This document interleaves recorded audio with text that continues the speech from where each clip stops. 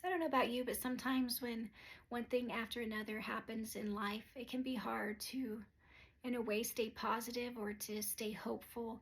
And sometimes I've almost had this kind of Eeyore perspective where I'm just feel kind of having the doldrums, like that clouds perpetually overhead. And sometimes it can be hard to remember that in spite of my present circumstance, God is still good and He is still working things out. And our series is actually in church right now that we're listening to is to make room, to leave and make room for God to work in our life.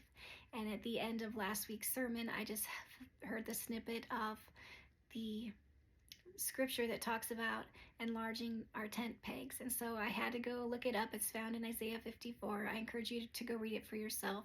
But it's talking about how God is going to do mighty, amazing things. He's going to give the barren women children, to expand, and you just can't even hold all the good that He's going to do. And He's going to bring them back from these desolate places. And the people that were rejected and felt abandoned and left out, they're going to have a place.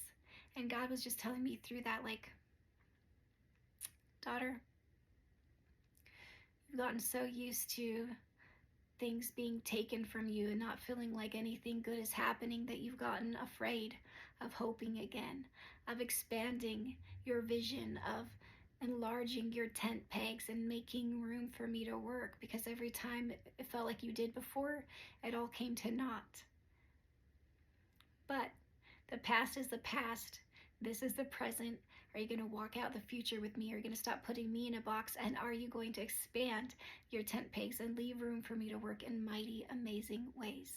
And you're going to see how I am your Redeemer, your kinsman redeemer, and I'm going to redeem your story in such a mighty, amazing way that not only are you going to be just like a wow moment, but everyone around you is going to be one of those breathtaking things that people are going to be amazed and joy filled because of the joy that they see in you. It's going to radiate off your face.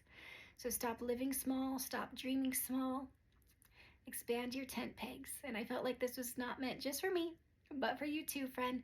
So whatever God is calling you to do that just seems like, I can't hope again, I can't do it, God, have faith.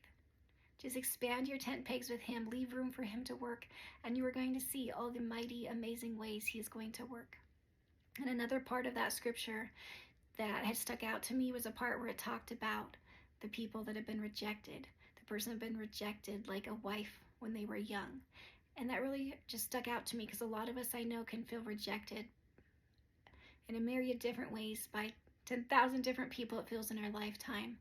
But God was like, I'm going to gather back all of those to my heart that have felt rejected and misplaced, that have felt like they haven't had a home. And I am going to give them a home better than their wildest imaginings.